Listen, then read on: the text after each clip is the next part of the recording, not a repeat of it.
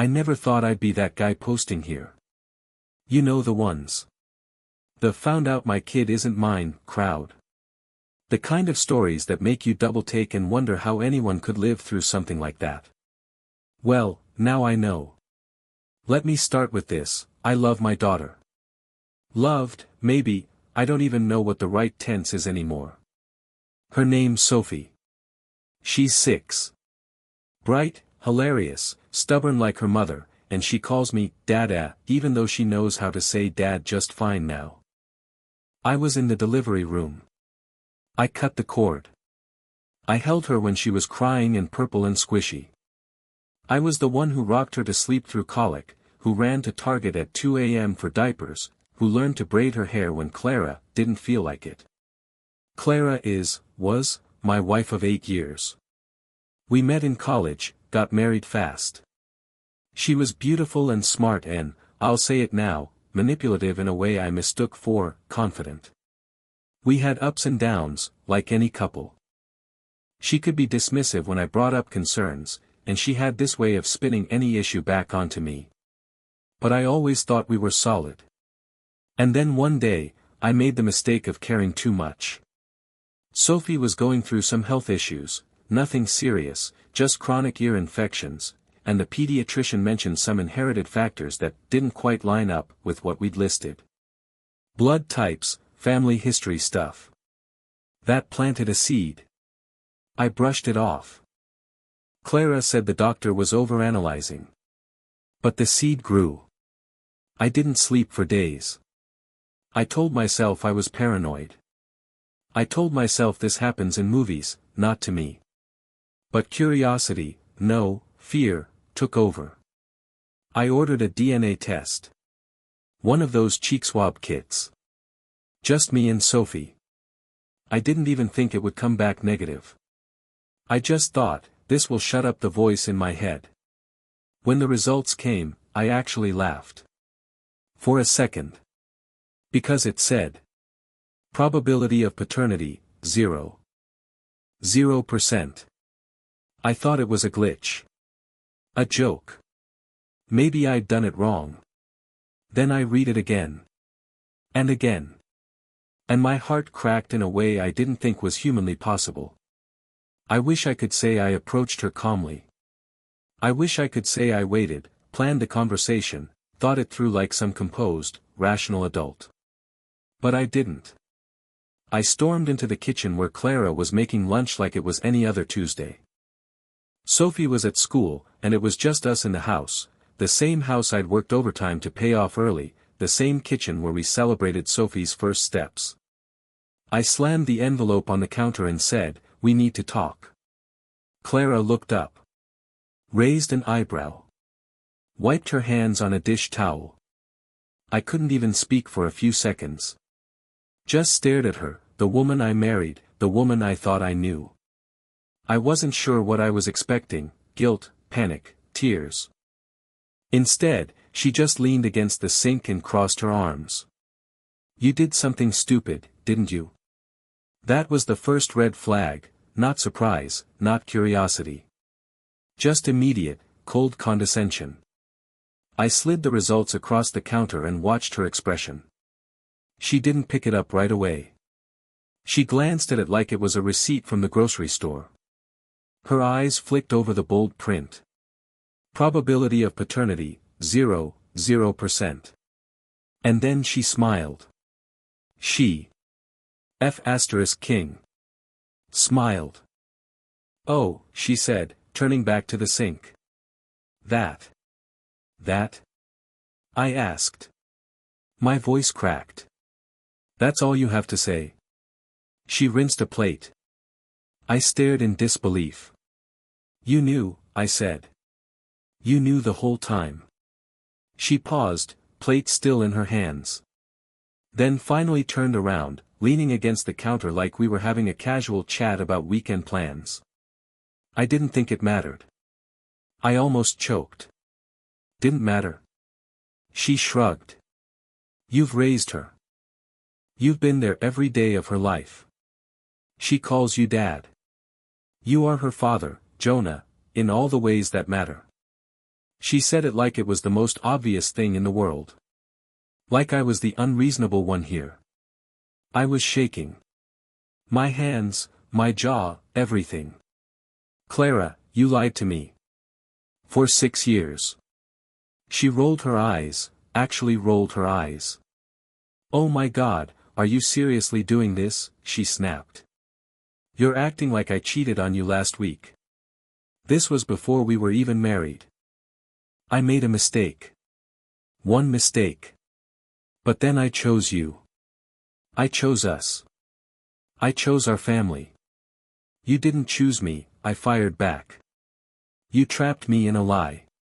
She slammed the plate down into the sink. You think this is easy for me? I carried her for 9 months. I went through labor. I gave up my career, my body, everything. You gave up the truth, I interrupted. That's what you gave up. She stared at me, lips pursed, breathing heavy. And then, in the coldest tone I've ever heard from another human being, she said. Well, now you know. So what? Are you going to stop loving her? Just walk out. Tear her world apart. Because you feel betrayed? I said nothing. Because in that moment, I didn't know. All I knew was that the world I thought I lived in, the home I'd built, the family I cherished, had shattered.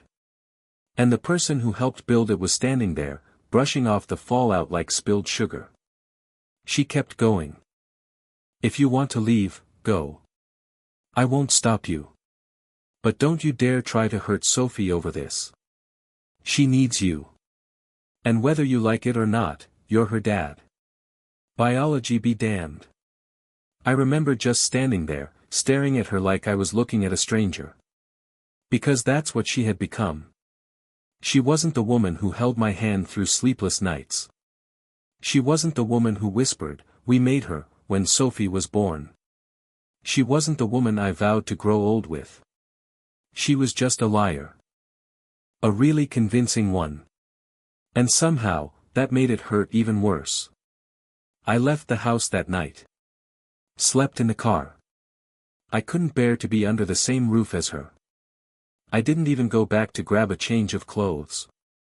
And still, through all of it, the betrayal, the devastation, the rage, I kept seeing one thing in my mind. Sophie. Running to the door when I came home from work.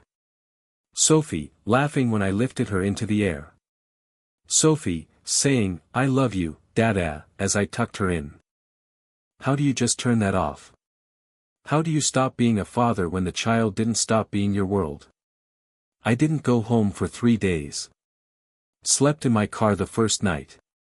Got a cheap motel room the second and third. My brother kept texting, asking what was going on, but I couldn't bring myself to respond. How do you explain that the person you've called daddy for 6 years isn't really daddy? That the woman you built your entire life with used your love as a tool to cover up someone else's mistake? Every time I closed my eyes, I saw Sophie. It's insane how much love you can feel for a child who isn't biologically yours. No test can strip away those memories. No lab result can erase the nights I stayed up when she was sick, or the time she broke her arm and begged for me in the ER. The tooth fairy notes. The first time she called a raindrop sparkly water. That little snort laugh she does when she watches Finding Nemo. But something had changed. I couldn't look at her the same way. I hated that. I hated that so much. When I finally went back to the house, I didn't even make it inside. I pulled up to the curb just as Clara and Sophie were in the front yard. Clara looked like she hadn't slept much either. Sophie, of course, was smiling, totally innocent. She saw me and yelled, "Daddy." She ran. Arms wide open. No hesitation. And I froze. For half a second, I thought about not getting out of the car. About driving away. Not because I didn't love her, but because I didn't know what I was anymore. Would it be more cruel to stay and pretend, or leave and let her believe I abandoned her? In the end, instinct took over. I stepped out and caught her in my arms. She hugged me like nothing was wrong. Like her entire world hadn't just collapsed, because to her, it hadn't. I was still Dad. Just like yesterday. Just like every day before. But inside, I was breaking all over again. Clara came over slowly. She was wearing this blank expression, like she'd rehearsed 100 different conversations in her head but hadn't decided which one to go with. I told her you were on a work trip, she said quietly. She missed you. I said nothing. Just held Sophie tighter. We went inside. The same house, same smell, same damn throw pillows she picked out last summer. Everything looked the same. But nothing felt the same. Later that night, Clara tried again. I know you're angry, she said from the doorway while I sat on the edge of the guest bed. But this doesn't have to change anything. I looked at her. You don't get to decide that. She crossed her arms. You think I don't feel guilty? I live with this every day. I didn't plan it, Jonah. It just happened. One night. Before we were even engaged. One night, I repeated flatly. And you thought the best course of action was to build an entire life on top of that lie. I didn't want to lose you, she snapped. You lost me the moment you decided to lie. She got quiet. Then, soft as ever, she said. She's still your little girl, Jonah. In all the ways that matter. There it was again. That line. The one she used like a shield. Like a spell she could cast to make the truth disappear. I didn't respond. I couldn't. I was too busy trying to keep myself from falling apart. After she left the room, I sat there for hours, staring at nothing. I felt like my chest was filled with broken glass. I loved Sophie. I still do. But I didn't know what I was to her anymore. Dad? Fraud? Victim? All of the above. And the question that kept clawing at me was, if I'm not her biological father, who is? Because Clara still hadn't told me. And that silence was starting to feel like its own betrayal. After that night, I gave Clara a week to come clean. 7 days. 7 days of sleeping in the guest room. 7 days of small talk at breakfast and pretending for Sophie's sake. 7 days of pretending I was okay. I wasn't. Every time I looked at my daughter, I felt this crushing mix of warmth and confusion and grief. Her laugh still melted me. Her little, "Dada, look at this," moment still made my heart skip. But at the same time, there was this darkness behind it all, like I was living inside a lie I couldn't escape from. And then there was Clara. She acted like the storm had passed. Like we were just in a rough patch we'd soon bounce back from. She was extra nice. Extra affectionate, which made my skin crawl. She'd touch my shoulder when she walked past, brush her fingers against mine when handing me the remote. She even tried initiating sex one night, like the last 2 weeks hadn't happened. I pulled away. She got annoyed. You can't punish me forever, she snapped. I made one mistake. One. I asked. Clara, every day you lied about it was another. She looked away. You think I wanted this? No, I said. But you chose it. That shut her up for the night. But the real breaking point came the next morning. Sophie had left her school project on the dining table, a family tree. The kind of cute assignment you don't think twice about until it punches you straight in the gut. There was my name in big letters next to Dad. Photos of us taped under it. And a red heart drawn between me and her. The word she'd written underneath. Forever. I had to excuse myself to the bathroom just so she wouldn't see me break down. Later that night, after Sophie was asleep, I finally asked. Who is her biological father? Clara paused mid-dishwashing. She didn't look at me. Just kept scrubbing the same damn plate like it was going to reveal a different answer. I don't know, she said after a long silence. I laughed, a bitter, broken laugh. Come on. I don't, she insisted. It was a one-night thing. I didn't get his name. It was at a party. We were broken up. We weren't broken up, I said coldly. We had an argument. You left for the weekend. You came back saying you needed time to process things. I thought you were at your sister's. She bit her lip. You lied about that, too. Silence. You knew I would have stayed. You knew I'd raise her no matter what, if you just told me from the beginning. I couldn't risk it, she said, finally looking at me. I needed to know she'd have a father. A real one. Not some man who vanished after a night. There it was. The selfish truth. She chose me because I was stable. Because I was loyal. Because I was too damn trusting to ever question her. And suddenly, I understood. She didn't tell me because she didn't care about the truth. She cared about keeping the image together, the picture-perfect family she built on a rotting foundation. What made it worse?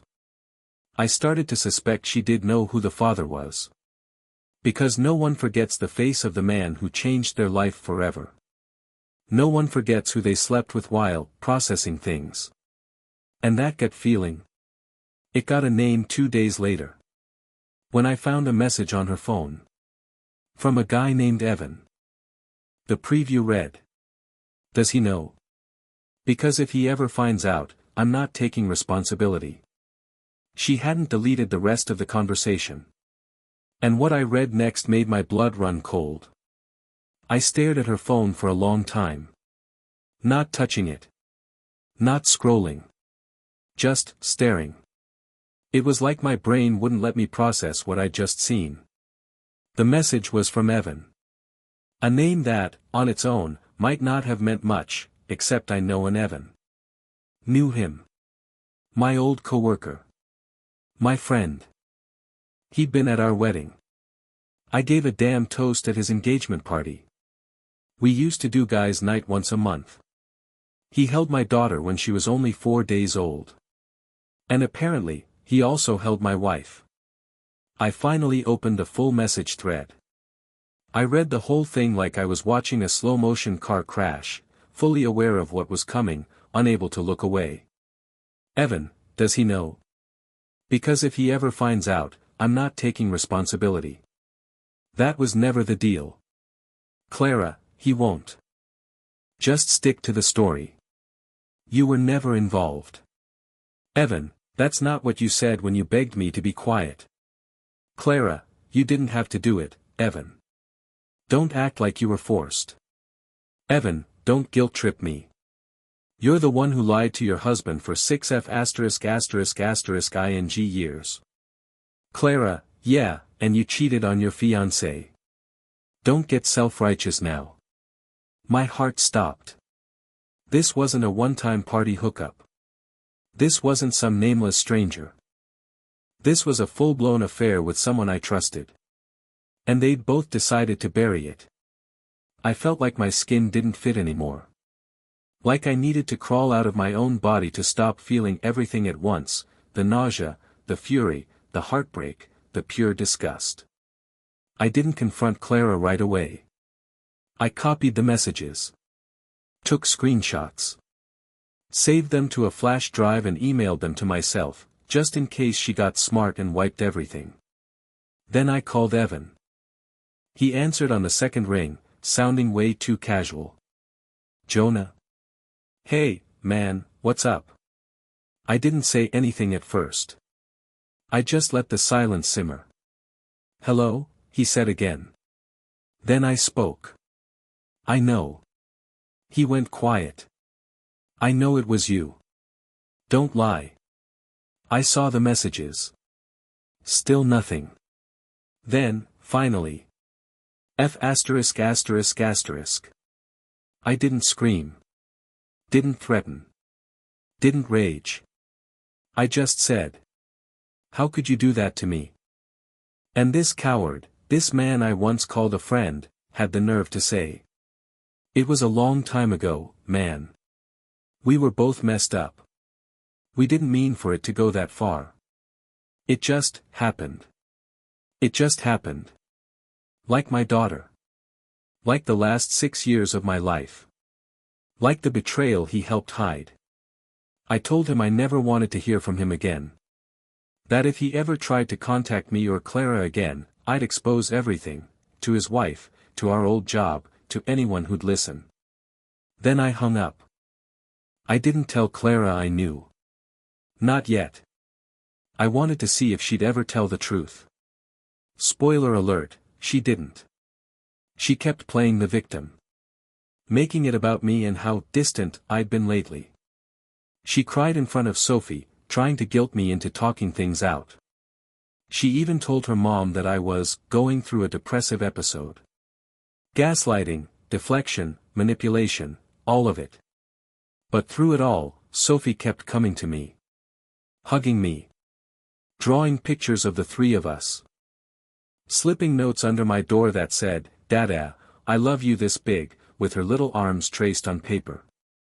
And every time she did, it broke me a little more. Because she was the only innocent one in this mess.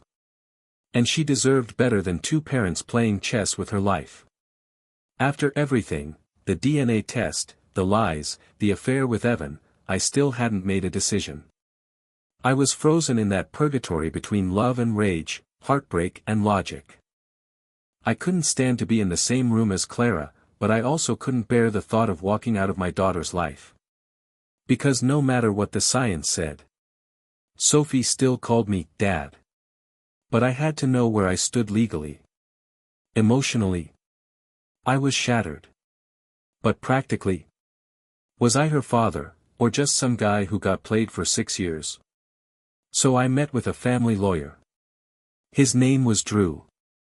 Mid-40s, blunt, didn't sugarcoat a thing. He listened patiently while I told him everything. The DNA results. The deception. The messages between Clara and Evan. I even showed him Sophie's school project, the family tree with my name and a giant red heart under it. He stared at it for a long moment and sighed. Then he hit me with the worst possible sentence I've ever heard in my life. Legally, you have no biological claim. But because you signed the birth certificate, you're the presumed father. I blinked. What does that mean? It means the court sees you as her dad. Which sounds great, until you realize that also means you're financially responsible. Child support, insurance, school fees. All of it. If you leave Clara, and she decides to go after support, she can. Even though you're not her biological father. I felt like someone had slammed a sledgehammer into my chest. You're saying I'd have to pay to be excluded from her life? Worse, he said. You might have to fight to stay in her life.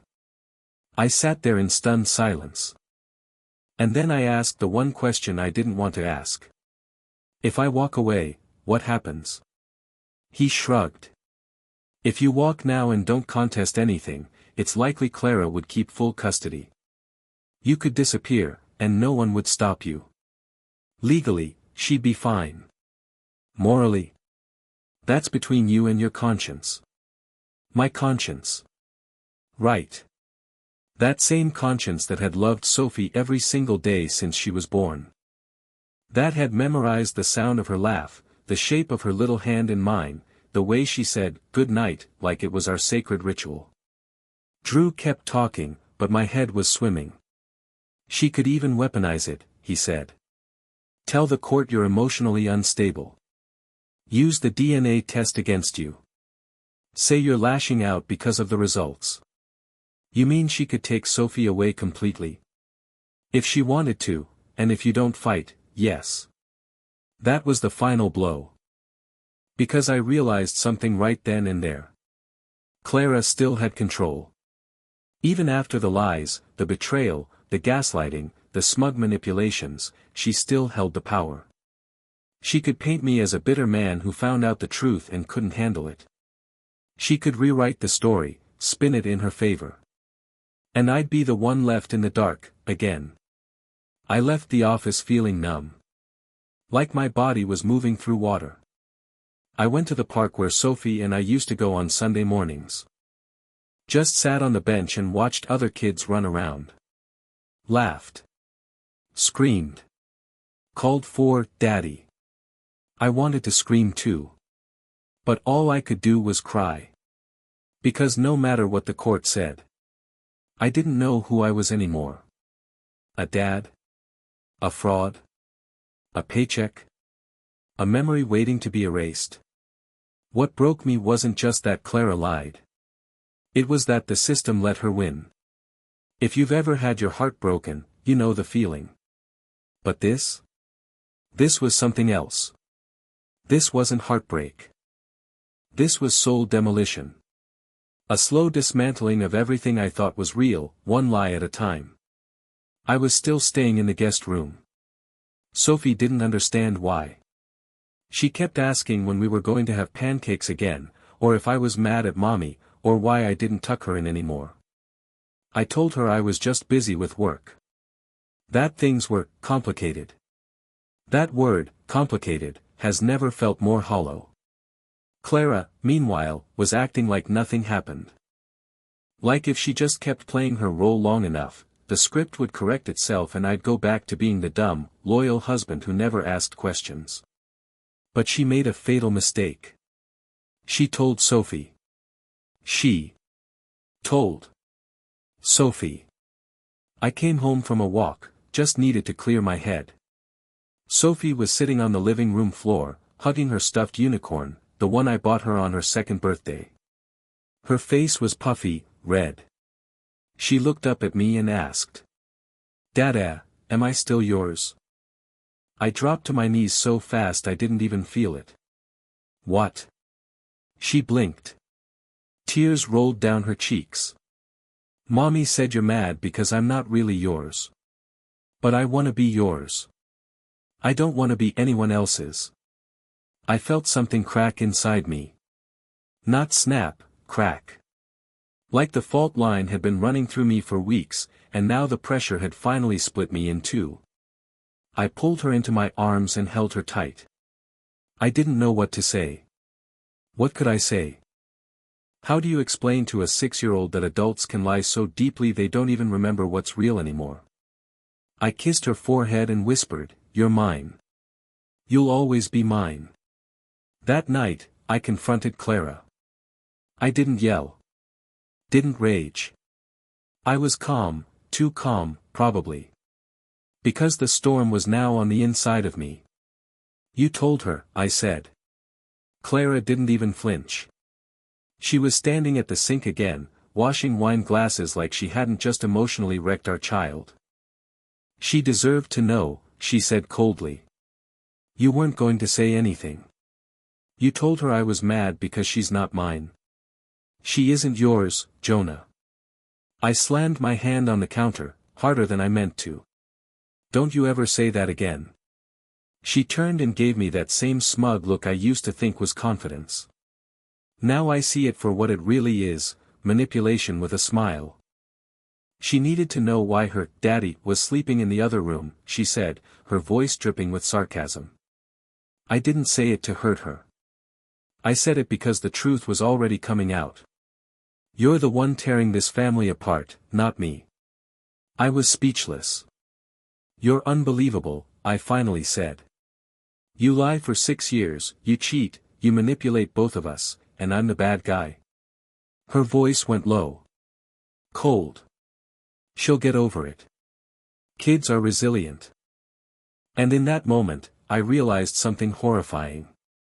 She didn't care about Sophie. Not really. Not beyond how Sophie served her image, her narrative, her control. Clara wasn't heartbroken about what this was doing to our daughter. She was pissed that I had the nerve to disrupt the lie. It wasn't about family. It was about power. She thought if she told Sophie first, she'd win. She'd get ahead of the fallout.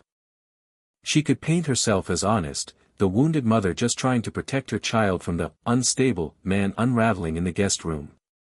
But she underestimated one thing. I still had the truth. The messages. The DNA results. The legal advice. The facts. And for the first time since this whole nightmare started, I knew what I had to do next. It wasn't about revenge anymore. It wasn't even about the lies, the betrayal, the years I'll never get back. It was about Sophie. That little girl who sat on the living room floor and asked if she was still mine. The one whose entire identity was now hanging by a thread because her mother decided to turn truth into strategy. After Clara dropped that bomb on her, "You're not really his," Sophie started acting different. Quieter. Clingier. She'd follow me around the house like a shadow. She asked if I was leaving. If I still loved her. If she was a mistake. Let that sink in. 6 years old. Asking if she was a mistake. Because her mother didn't care enough to protect her innocence. I talked to my lawyer the next day. Told him everything, how Clara weaponized the truth, how she emotionally harmed our daughter to cover her own lies. I showed him the screenshots from her phone. The DNA results. The text she sent Evan where she said, "He'll never find out, he's too passive to do anything." He nodded and said, "We've got enough." And just like that, the gears were in motion. He filed for custody. Not full, not yet. But shared legal custody with a petition to block Clara from sole decision-making rights. We were also pushing for psychological evaluation based on her manipulative behavior and what she told Sophie. She was served with the papers 3 days later. I wasn't home when it happened. But I got the aftermath in a series of furious texts. "Clara, so this is what we're doing now? Clara, you're seriously going to put Sophie through court just because your ego's bruised? Clara, she's my daughter. You're just a placeholder. A name on a birth certificate." That one almost made me puke. But I didn't respond. I saved it. Along with everything else. Then she made her biggest mistake yet. She tried to alienate me from Sophie. Over the next week, she started, accidentally, forgetting to let me pick Sophie up from school. She claimed Sophie was sick and couldn't do our usual weekend visit. She started coaching her, I could tell. Sophie would say things like, "Mommy says you don't want to be here anymore," or, "Did you leave because of something I did?" I documented everything. Text messages. Call logs. Missed pickups. I even started recording phone calls when it was legal. Not because I wanted to use them, but because I knew Clara would escalate. And she did. Then she pulled the nuclear move. She filed for child support. Yes, you read that right. After everything, the lie, the cheating, the gaslighting of a child, she tried to drag me for money. Claimed I'd abandoned the family, and was trying to punish her financially by staying in the guest room. My lawyer was ready. We filed a countermotion immediately, citing paternity fraud and emotional abuse. And when I saw her in court, she was smug. She thought the system would protect her. She didn't count on me being ready this time. When we presented the DNA test, the messages with Evan, the screenshots where she literally said I was the safest option, her face changed. Not shocked. Just cornered. Then we showed the judge the audio clip where Sophie said, "Mommy said I'm not really yours, but I want to be." I don't think I've ever seen a judge look that disgusted. The hearing ended with a temporary order granting me unrestricted visitation and forbidding Clara from discussing paternity with Sophie until a court-appointed child psychologist could evaluate the situation. It wasn't full custody, but it was a step. A massive one. And for the first time in weeks, I felt something I hadn't in a long time. Hope. This part is going to be hard to write. It's not about legal stuff or courtroom drama. It's not about Clara's lies or Evan's betrayal. It's about Sophie. My daughter, no asterisk, no footnote, no quotation marks. My daughter. We were sitting on the back porch at my brother's house. I'd picked her up for our weekend visit. Clara didn't even look me in the eye when she handed Sophie over. Just gave me the usual fake smile and slammed the door before I could say anything. Sophie was quiet on the ride over. She used to talk the whole way, narrating everything we passed like we were on a nature documentary. But now? Silence. Like she didn't know if she was allowed to be happy around me. After dinner, we sat on the porch swing. She was curled up beside me in her favorite pink hoodie, the one with the glitter stars she insists still sparkles in the dark. I had my arm around her. The crickets were chirping. It should have been peaceful. Then, out of nowhere, she looked up at me and asked, "If I wasn't really your daughter, would you still love me?" I froze. I felt my heart shatter all over again. And not because I didn't know the answer, I knew it. I've always known it. But because she had to ask. That innocent, honest question, born not out of logic, but out of fear, told me everything about what Clara had done to her. Not just what she said. But what she implanted. Doubt. Confusion. Unworthiness. I turned to her. I took both of her little hands in mine and looked her in the eyes. "Sophie, you are my daughter. No matter what. Forever. Nothing will ever change that." She blinked. "But Mommy said I didn't come from you." I nodded slowly. "That's true. You didn't grow in my tummy. But guess what?" She leaned closer. "You grew in my heart. From the moment I met you." That broke her. She buried her face into my chest and started sobbing. Like the kind of crying kids do when they've been carrying too much for too long and finally let it go. I held her. Just held her. That swing creaked beneath us as the sun went down, and for the first time in weeks, I didn't feel lost. I felt like her father. Like myself. After she calmed down, she whispered, "Do you still want me?" And I said the only thing that mattered.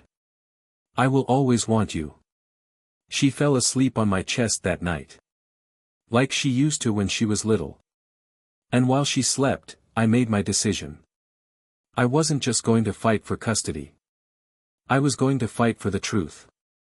For her right to grow up in a home that wasn't poisoned by deception. For her to know that love isn't measured in DNA, but in devotion. In being there. I may not have made her. But I made every memory. Every moment. Every step she's taken, I've been there for. I'm not going anywhere. The final custody hearing was last Friday. Months of filings, hearings, court-ordered evaluations, and a ridiculous amount of paperwork all led to that day. Clara showed up in her usual blazer and fake sympathy face. Evan wasn't there, of course. He ghosted the entire process the second things got real. Sophie's court-appointed psychologist had submitted her report a week prior. I hadn't seen the full details, but my lawyer gave me the highlights. The child identifies Jonah as her father in every emotional and functional sense.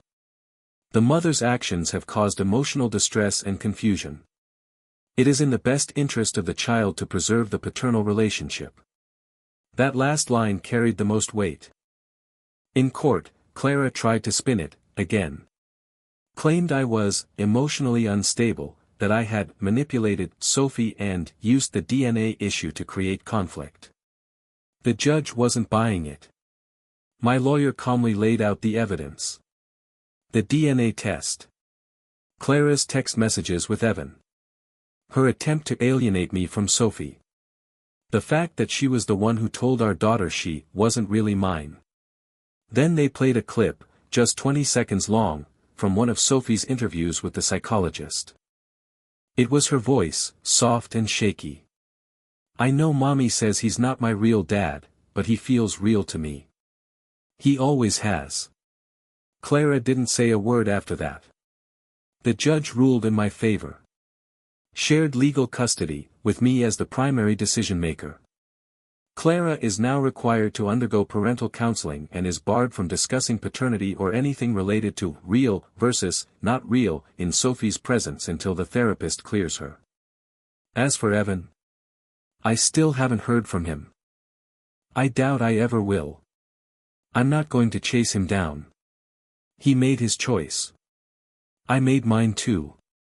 Last night, Sophie and I were lying on the couch, watching a Disney movie we've seen 100 times. She was snuggled up under a blanket, holding my arm like she always does. Out of nowhere, she looked up at me and said, "Daddy, I think your heart is where I was born." I almost lost it. There are moments in life that rewire you completely. That one rewired me. She's mine. Maybe not by blood. But by bond. By love. By everything that matters. Clara will never understand that. Because to her, family was always about control. Appearances. Ownership. But to me, family is about showing up. Even when it hurts. Even when it's complicated. Even when a DNA test tells you to walk away. I didn't walk away. And I never will. Final thoughts and advice. If you're in a similar situation, if you've just had your world shattered by betrayal, by a secret that rewrites your entire identity, here's what I'll say.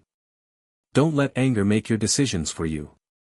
Don't let shame stop you from fighting for the love you've built. And don't ever let someone else define what makes you a father, a mother, a partner, a person. DNA doesn't raise a child. Love does. And that little girl? She'll grow up knowing exactly who her dad is. Me.